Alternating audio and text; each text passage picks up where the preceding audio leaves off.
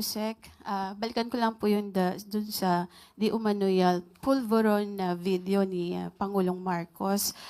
Sabi niyo po kanina ay naimbestigahan na yan pero biglang iimbestigahan pa ng DOJ at NBI. At napatunayan na po na ito ay fake dun po sa isinagawang pagsusuri from yung Indian company. Wala po bang plano ang Malacanang, especially ang Pangulong Marcos, na magpa-hair follicle test na siyang hinihingi po para matuldukan na itong issue po ng di umano'y paggamit ng ipinagbabawal na gamot ng ating Pangulo? Sino po ba ang humihingi?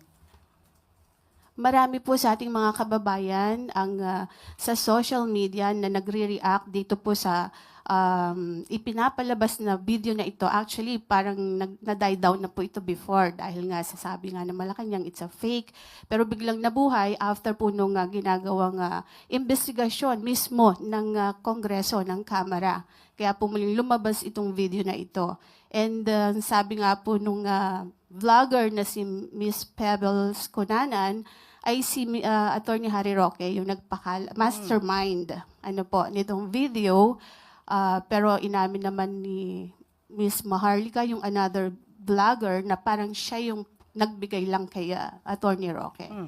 Kaya ang tanong ko po, sabi niya sa social media hinihingi. Sino po in particular ang mabasasabi niyo sa akin na humihingi ng ganitong klaseng pag-test? Ang atin pong mga kababayan Sino na po in Madam particular? Yusek, Na po napanood pwede po niyo po? sigurong... Ikaw na po ba? Sige po. Kayo po ang humihingi? Okay. Kaya po masabi lang ninyo na mayroong humihingi. Pero Hindi. marami po sa social media So, kung kayo ay nagbabasa po sa SOCMED, Madam Yusek. So, isa ka nga sa humihingi.